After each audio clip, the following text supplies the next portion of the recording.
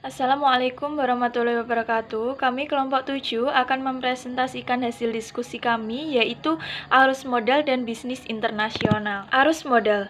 Arus modal perdagangan barang internasional mempunyai hubungan kausal, yaitu hubungan kausal antara transaksi perdagangan barang internasional dan modal sebagai salah satu faktor produksi, karena adanya negara yang memiliki banyak modal dan mengalami kelangkaan modal.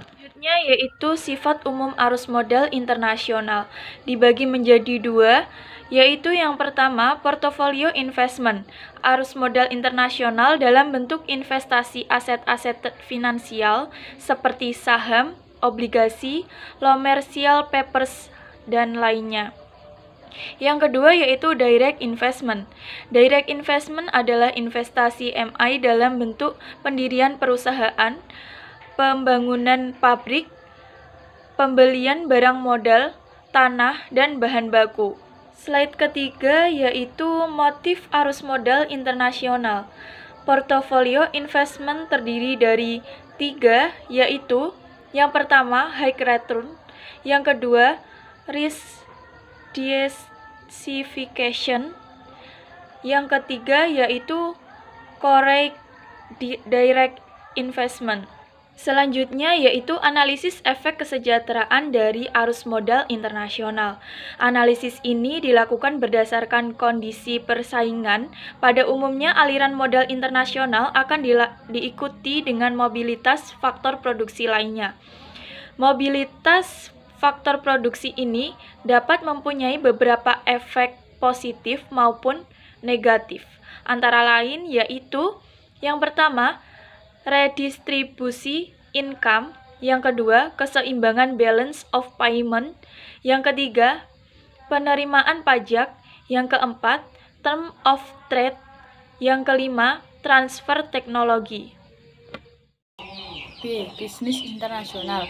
Bisnis internasional adalah sebagai suatu studi tentang transaksi ekonomi yang meliputi perdagangan ekspor-impor dan foreign investment yang dilakukan individu, perusahaan, atau organisasi dengan tujuan untuk memuaskan kebutuhan para individu dan organisasi tersebut.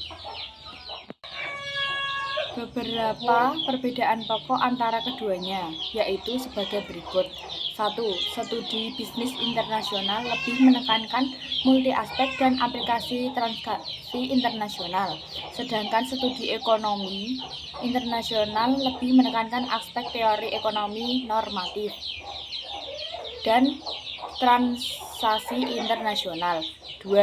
Karena bersifat multi-aspek, maka studi bisnis internasional mempunyai pendekatan interdisiplinari, sedangkan studi ekonomi internasional lebih menekankan aspek ilmu ekonomi. Studi bisnis internasional lebih menekankan aspek mikro, sedangkan studi ekonomi internasional lebih menekankan aspek makro. 4.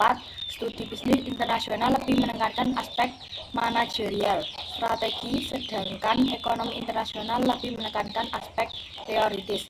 Berdasarkan beberapa ciri tersebut di atas, maka perkembangan studi bisnis internasional sejak tahun 1950 hingga dekade 1990-an dapat dilihat pada tabel di bawah.